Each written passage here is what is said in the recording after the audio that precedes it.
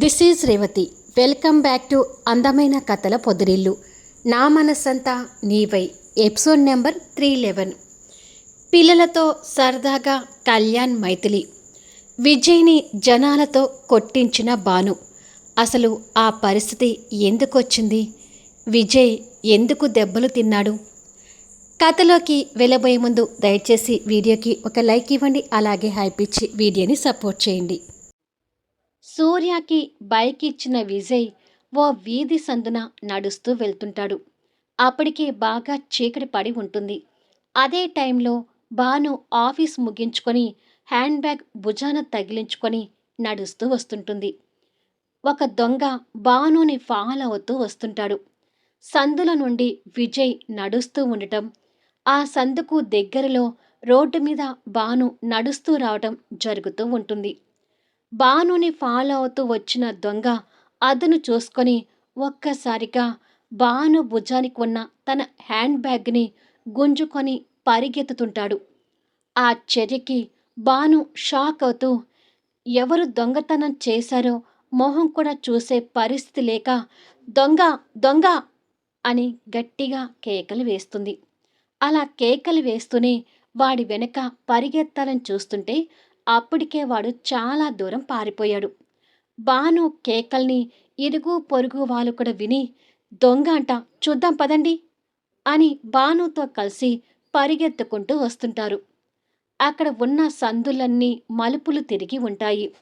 ఆ దొంగ hand bag చేత పట్టుకొని అక్కడి నుంచి మలుపు తిరిగేసరికి ఎదురుగా విజయ్ వస్తుంటాడు.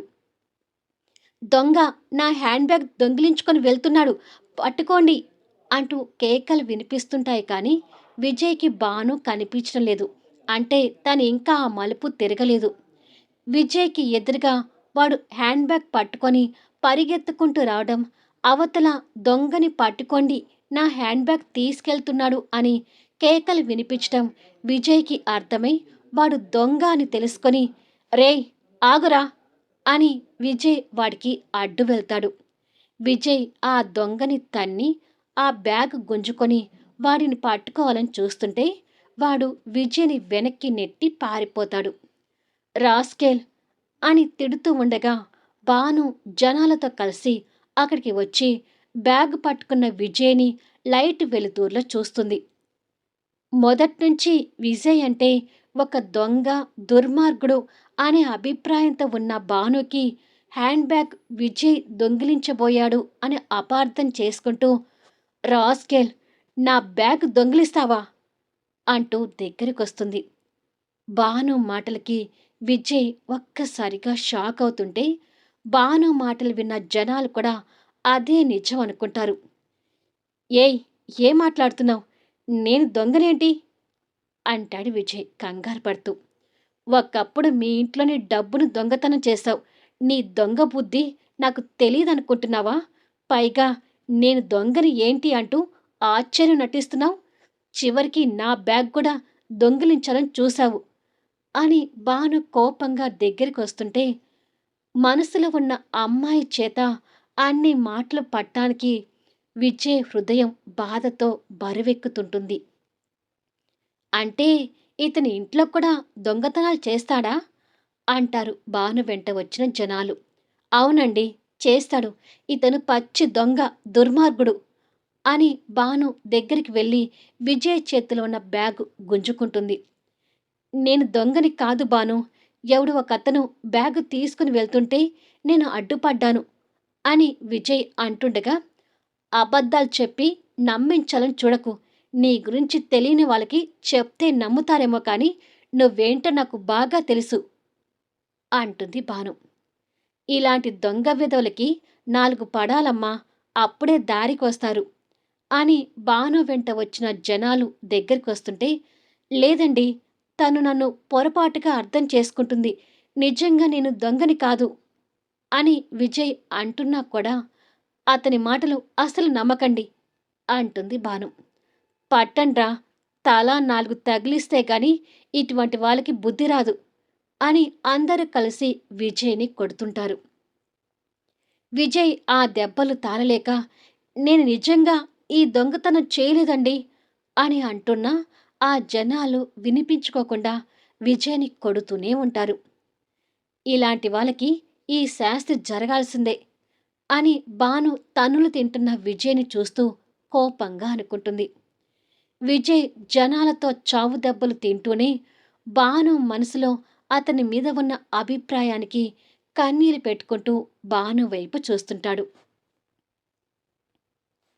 సూర్యాని, క్రాంతిని బైక్ మీద వెళ్ళిన దృశ్యం చూసిన కళ్యాణ్ అదే హుషారుతో ఇంటికి చేరి రూములోకి వస్తాడు. పాప బెడ్ మీద కూర్చొని కేరింతలు కొడుతుంటే మైథిలి తన దగ్గర నిలబడి ముచ్చట్లు చెప్తూ ఉంటుంది. ఎనిమి అంటూ కళ్యాణ్ తన వెనుకగా వచ్చి మైథిలిని అలా వెనుకగా పట్టుకొని చుట్టూ తిప్పుతుంటాడు. సడన్గా మైథిలి షాక్ అయి, అయ్యో కళ్యాణ్, ఏం చేస్తున్నావు అని అంటుంది. తల్లిదండ్రుల్ని అలా చూసి పాప నవ్వుతూ ఇంకా కేరింతలు కొడుతూ ఉంటుంది. కానీ ఆ హుషారులో కళ్యాణ్ తన్ని అలాగే పట్టుకొని చుట్టూ తిప్పుతుంటాడు. నాకు కాళ్ళు తిరుగుతున్నాయి కళ్యాణ్, ప్లీజ్ నన్ను వదులు అని చెప్పడంతో కళ్యాణ్ ఆగిపోయి తనని నిదానంగా వదిలిపెడతాడు. అప్పటికే మైథిలికి కళ్ళు తిరిగి సోలుతుంటే కళ్యాణ్ తనని పట్టుకుంటాడు. ఏమైంది మెంటలోడా, నీలో ఆ హుషారేంటి అని అడుగుతుంది మైథిలి. సూర్యక్రాంతి సరదాగా బైక్ మీద వెళ్తుంటే వాళ్ళని చూశాను. ఇద్దరు నవ్వుతూ అలా వెళ్తుంటే ఎంత చక్కగా ఉన్నారో తెలుసా, సో ఆ సంతోషాన్ని ఇలా చూపించాను అంటాడు కొంటెగా తన బుగ్గ నొక్కుతూ. ఓహో, అదా సంగతి. మోహన్, శ్రేయ కూడా అన్యోన్యంగా ఉంటున్నారని శకుంతల గారు ఫోన్ చేసి చెప్తుంటే నాకు కూడా భలే అనిపించింది అని అంటుంటే కళ్యాణ్ కూతుర్ని ఎత్తుకొని ముద్దు చేస్తూ, నిజమే కదా ఎనిమి, మనమే కాకుండా మన వాళ్ళు కూడా సంతోషంగా ఉంటే మనం ఇంకా హ్యాపీగా ఫీల్ అవుతాము అని అంటాడు. అంతలో చెర్రీ స్కూల్ బ్యాగ్ తీసుకొని అమ్మా అంటూ అక్కడికి వస్తాడు. ఏంటి చెర్రీ అని అడుగుతుంది మైథిలి. నాకు హోంవర్క్ చేయించమ్మా, హోంవర్క్ అయిపోయినాక చెల్లితో ఆడుకోవాలి అంటూ దగ్గరికి వస్తాడు.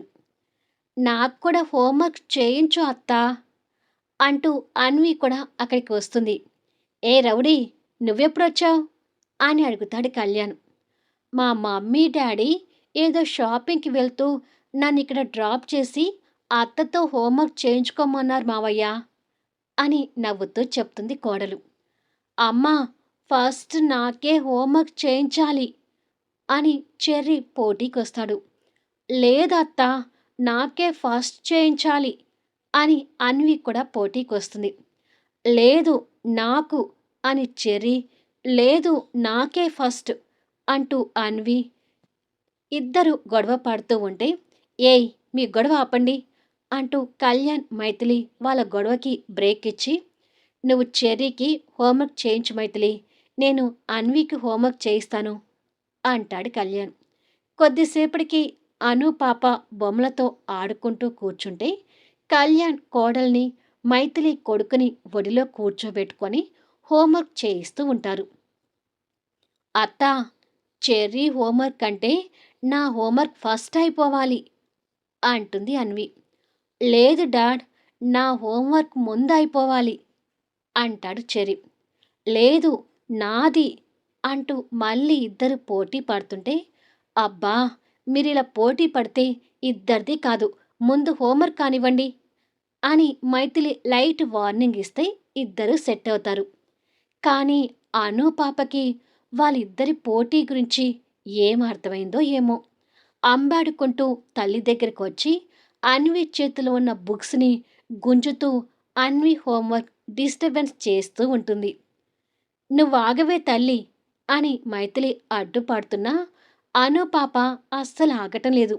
అన్వి చేతిలో ఉన్న బుక్స్ గుంజుతూ ఉంటుంది. అన్వి అది చూసి ఏడుపు మొహం పెట్టుకుంటే, అది చెల్లి అలా చెయ్యి అంటూ చెర్రీ ఎంకరేజ్ చేస్తుంటాడు. అన్న ఎంకరేజ్ చూసి చెల్లి కిలకిలా నవ్వుతూ ఇంకా షార్ప్ అవుతుంది. మా గ్రాని తక్కువది కాదు, అన్నని గెలిపించడానికి రౌడీ వేషాలు వేస్తుంది అని అనుకుంటాడు కళ్యాణ్ కూతురు వేషాలు చూసి. ఇలా ఆను పాప డిస్టర్బెన్స్ చేసేసరికి చెర్రీ హోంవర్క్ ఫస్ట్ అయిపోయి అన్వి హోంవర్క్ లేట్ అవుతుంది. నేనే గెలిచాను అని చెర్రీ గెంతుతూ చెల్లికి ముద్దు పెడితే, చూసావా అత్త, అన్న చెల్లి ఒకటై నన్ను ఎలా ఓడించారో అని కంప్లైంట్ లాగా చెప్తుంది అన్వి. చెర్రీనే గడుగ్గా అనుకుంటే ఇది ఇంకో రెండాకులు ఎక్కువే చదివింది అంటుంది మైథిలి కూతురి మీద చిరుకోపంతో. తల్లి తిట్టేసరికి ఆను పాప మూతి ముడుచుకొని అలిగింది. కూతురు అలగడం చూసి కళ్యాణ్ నవ్వుతూ కూతురు బుగ్గ మీద ముద్దు పెట్టి, ఈ ఎనిమి మాటలు అస్సలు పట్టించుకోకమ్మా అని, ఏ రౌడీ, ఇక అను పాప నిన్ను డిస్టర్బ్ చేదులే కాని హోంవర్క్ త్వరగా కానివ్వు, మిమ్మల్ని బయటికి తీసుకెళ్ళి ఐస్ క్రీం తినిపిస్తాను అంటాడు కళ్యాణ్. అయితే సరే మావయ్య అని చెప్పి హోంవర్క్ చేసుకుంటూ ఉంటుంది.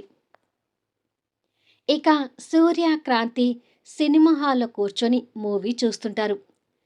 నీతో సినిమా టికెట్ బుక్ చేయించుకొని జెస్సీతో కలిసి సినిమాకొచ్చానని గుర్తొస్తే ఫీల్ అవుతావు కదా అని అడుగుతాడు సూర్య. అబ్బా, ఇప్పుడు ఆ విషయం ఎందుకు గుర్తు చేస్తున్నావు సూర్య అంటుంది క్రాంతి నిజంగానే ఫీల్ అవుతూ. ఏదో నీ మీద కోపంతోనే జెస్సీతో కలిసి సినిమాకి వచ్చేవాణ్ణి, కానీ ఇక్కడికి వచ్చి తనతో కూర్చున్నాక ఎందుకు వచ్చానా అనిపించేది. అక్కడ సినిమా నడుస్తున్నా ధ్యాస మాత్రం నీ మీదే ఉండేది. ఇట్స్ ప్రామిస్ అని తన నుదుటి మీద ముద్దు పెట్టి నిజాయితీగా చెప్తాడు. అది విని క్రాంతి సంతోషపడుతూ సూర్య భుజం చుట్టూ చేవేసి అల్లుకొని పోయి మూవీ చూస్తూ ఎంజాయ్ చేస్తుంటుంది. ఇక విజయ్కి జనాలు కొట్టిన దెబ్బలకి బానే గాయాలయ్యి హాస్పిటల్ బెడ్ మీద ఉంటాడు. కొడుకుని గాయాలతో చూసి జ్యోతి, జగన్నాథం బాధపడుతూ ఉంటారు. అసలు బాను అలా ఎలా తొందరపడిందిరా, అసలు ఏం జరిగిందో తెలుసుకోవాలి కదా అంటుంది జ్యోతి. బానుని తప్పు పట్టకమ్మా, నా హిస్టరీ అలాగే ఉండేసరికి బాను అపార్థం చేసుకోవడంలో తన తప్పు ఏమీ లేదు అంటాడు విజయ్.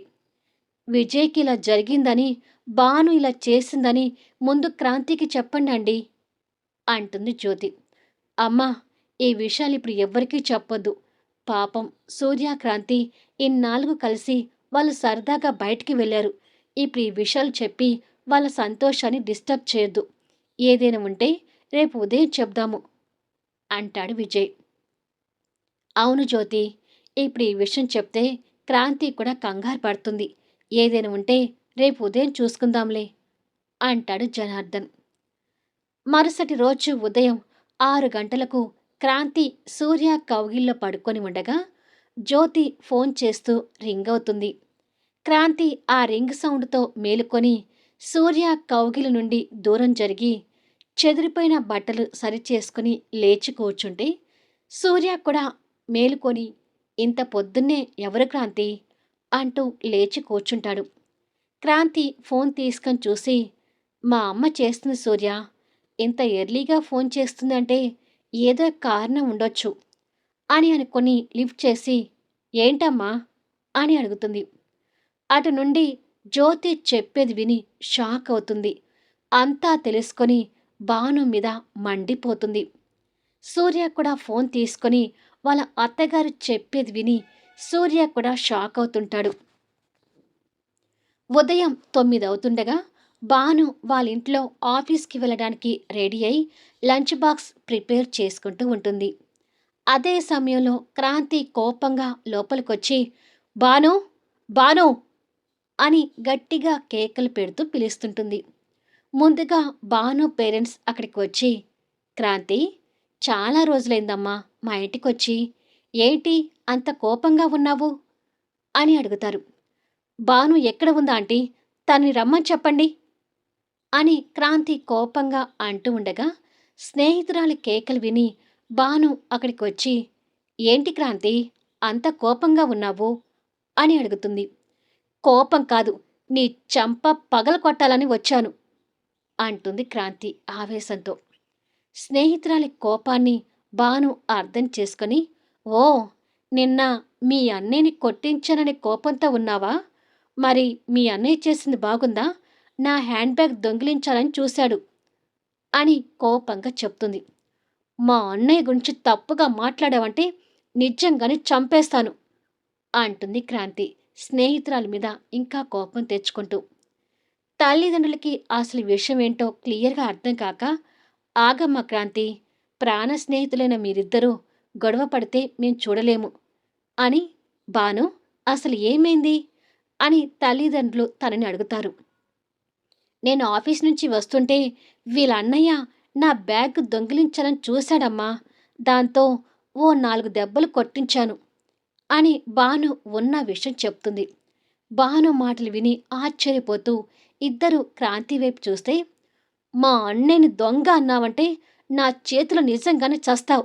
నీ బ్యాగ్ని ఎవడో దొంగిలించుకొని వెళ్తుంటే మా అన్నయ్య అడ్డుపడి వాడిని పట్టుకొని బ్యాగ్ తీసుకున్నాడు. అది నువ్వు అపార్థం చేసుకొని మా అన్నయ్య దొంగ అంటూ జనాలతో కొట్టించావు అంటుంది క్రాంతి. ఓహో, మీ అన్నయ్య నీకు కట్టి కథ చెప్పి పంపించాడా అంటుంది బాను ఇంకా విజయ్ మీద ద్వేషంతో. కట్టు కథ కాదు, పచ్చి నిజం. ఆ సందున ఇళ్ళకి ఉన్న సీసీ ఫుటేజ్ తీసుకొని వచ్చాను. గుడ్లు వెల్లబెట్టి బాగా చూడు అంటూ కోపంగా ఆ ఫోన్ బానుకి చూపిస్తుంది. బాను తన తల్లిదండ్రులు ఆ వీడియో చూస్తూ షాక్ అవుతుంటారు. మళ్ళీ నెక్స్ట్ వీడియోలో కలుద్దాం. కథ నచ్చితే దయచేసి లైక్ చేయండి, హైప్ ఇవ్వండి, మీ అమూల్యమైన కామెంట్స్ షేర్ చేయండి. Thank you for listening.